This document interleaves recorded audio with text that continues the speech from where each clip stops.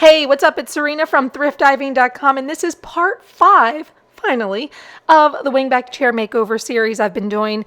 If you've been following along, I found this thrift store chair for 60 bucks, and we pretty much stripped this down to the studs. And I filmed everything, so you can find those videos down below.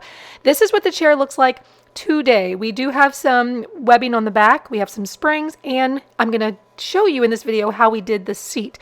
Now, if you go back to the previous week's video, you should find information on how I tied these seat springs. And it was not that difficult. It was actually a little fun. I like doing springs. But what we needed to do was cover these springs with burlap. And I don't have a step here showing how I did that, but I will tell you that there are, what you see here in this picture, there are 2 layers of burlap. So I will cover that.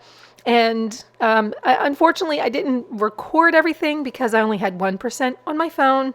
The battery died. But you can see here on the back, there is some burlap, and all we did was just nail it to the frame. Okay, so let's jump into the webbing. So if you look at video 2, video 3, and 4, the webbing for the back of the seat is pretty much the same as the seat. It's a little different in that it's not as dense. You know, we want some give on the back of the seat. And so you'll notice that the springs are much more dainty. The seat springs were thick, they were taller. The springs for the back are just very dainty, they're small. So I did reuse the existing springs. You know, if you can use parts of your chair, then by all means, please do. You see this old webbing? There was no way that I was keeping that in the chair. To tie these springs to the back of the chair, it was really simple. It was very similar to how I tied the seat springs, except I didn't have to, do 4 loops around each part of the spring to tie it to the webbing. I only did 2. Okay, so another thing that I needed to do for this chair was to strip the feet. They have these ball and claw feet. In my garage, I laid the chair out. You want to get some bristle brushes like this, especially when you are stripping furniture that has some little grooves like this chair. The feet, the ball and claw feet, you'll need that to get into the grooves. And that's what I did. Now you'll notice here on this leg, on this particular leg, there is a big crack. And there was a question of, all right, am I going to take these feet off and repair them, or am I just going to leave them and hope that they don't break? I think for now I am going to leave them. So I stripped them. I'm going to use this after wash to remove some of the residue. And I didn't get a chance to sand them down, but that's the next thing that I will do. So I'll show you that in another video.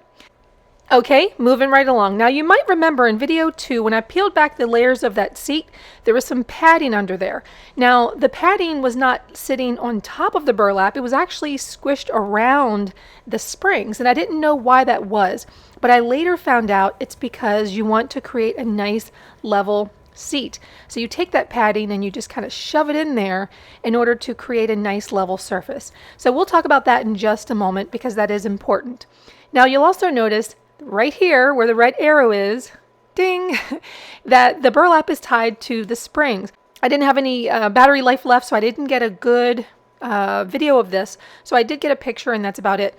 You can create any pattern you want. You just want to make sure that you just take your thread or take your twine and your needle and just secure with a couple of twist knots, secure that burlap to the springs. Okay, the next thing is that we're going to use coconut fiber. Now, if you remember, we actually had horsehair, which was disgusting, but we're just going to use coconut fiber. And again, we're going to fill in all those valleys around the springs. And then we put another piece of burlap over top of the coconut fiber and the springs. Now, you can't really tell from this angle, but we front loaded a lot of that coconut fiber in the front. And he also drew this pattern on top because we needed to secure the top piece of burlap to the coconut fiber to all the parts of the chair that we just put together. So there was a lot of steps here, a lot of steps. Okay, here's how we did it. We had a double-sided, double-pointed needle, and starting at the back, we went down with our twine and then went through the chair and then brought it back up to the other point. And unfortunately, again, my phone didn't have any battery, so I took some quick pictures, but this is what it looked like by the time we were done, and we were pulling it tight every single time we came up through the chair. Trimmed off the excess. And here's why we needed to put a lot of that coconut fiber in the front. So remember in video 2 when I was pulling off the edge roll, there was some pieces of wood underneath. Well, I ripped all that off and we decided we didn't want to have to put wood there and build it back up again. So we just decided we were going to use coconut fiber, put a lot of coconut fiber in the front, and then using our double pointed needle to pull that coconut fiber closer to the edge so that we could create a nice edge roll. So here's where things can get a little confusing, so I'll slow some things down so that you can understand what we're doing here. So the instructor drew some lines on the front of this piece of burlap. Remember, we have all of that coconut fiber front loaded in the front. Of course, we have enough throughout the seat so that it's even and level, but we definitely want to have enough of that coconut fiber in the front because we've got several lines here where we're going to do some blind stitch. So where you see this red line is where he drew the first line. The second line he drew here, and he followed it all along the front of the chair. And then along the top, that's line number 1. And then line number 2 is the other line he drew with marker. Using the double pointed needle, he used his lower line and stuck the double pointed needle up through there and came out through the other line. It's very hard to explain, but you can see here he brings the needle back and then he crosses it and pulls it through. Now I do have some video to show you because even though I was not able to complete this step in class, I was able to do it for homework. So here is how we did it in class, and I'm going to demonstrate. So I'm taking that double pointed needle and I'm working the lower line, going up through that coconut fiber, and I don't want to pull out the double pointed needle all the way. When I get to the end of that needle, I just want to push it back and I want to go right in between those two pieces of twine. And then I'll take them, cross them, let the strings hang, and then I'll pull that needle through. So you'll get to see a couple more. When I pull it, I want to pull it to the right and I want to get it nice and tight. And I'll use my hand to just make sure that that coconut fiber is in there, that it's straight, it's packed in there pretty good. So again, I'll move over about an inch.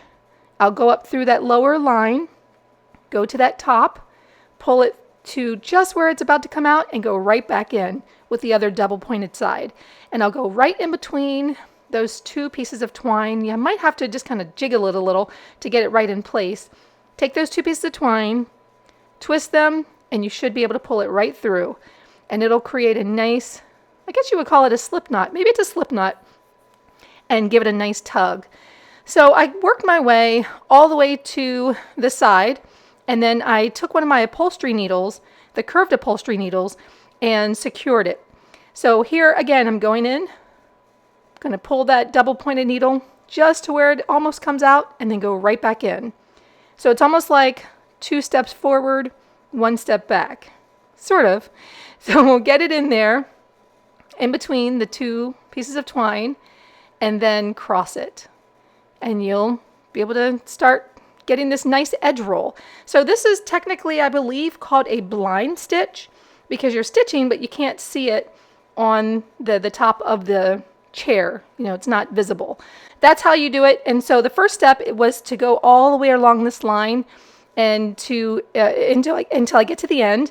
And then the next part I'll show you is to do the top line. So this we're doing the bottom line. Next we're going to do the one that's slightly above it. So again, I moved over to the other side of the chair and essentially did the same thing with the top line, working my way through, pulling it through the 2 pieces of twine or the 2 strings of twine, crossing them and pulling the needle through. And I just worked my way in that manner. And that was the second step of trying to create the edge roll. And then after I was able to work my way across the entire chair, then there was one more line of blind stitch that I had to do.